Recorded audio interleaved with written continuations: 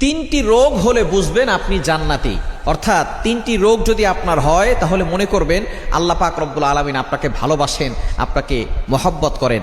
যাদেরকে আল্লাহ তাআলা ভালোবাসেন, মহব্বত করেন, তাদেরকে আল্লাহ তাআলা বিভিন্নভাবে পরীক্ষা করেন। তার ভিতরে একটা পরীক্ষা হচ্ছে অসুস্থতার নিয়ামত দিয়ে আল্লাহ তাআলা পরীক্ষা করেন। মনে রাখবেন, সুস্থতাও আল্লাহর নিয়ামত, অসুস্থতাও আল্লাহর নিয়ামত। আমরা অসুস্থ হয়ে গেলে অনেক সময় আল্লাহকে অভিযোগ করে বসে, আল্লাহ আমার কি দোষ ছিল?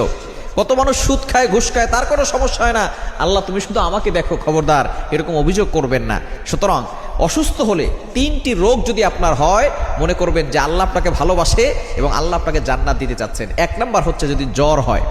জ্বর ঠান্ডা আমাদের অনেকেরই হয়। একবার নবীজি সাল্লাল্লাহু আলাইহি সাল্লামের জামানায় কয়েকজন সাহাবী বসা, নবীজি ইসলাম বলতেছেন, একজন সাহাবী বলতেছেন আমার খুব জ্বর হয়েছে, অনেক সাহাবী বলতেছেন আমারও জ্বর হয়।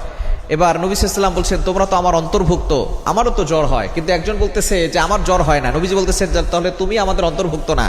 বোঝা গেল জ্বর হওয়া ভালো লক্ষণ।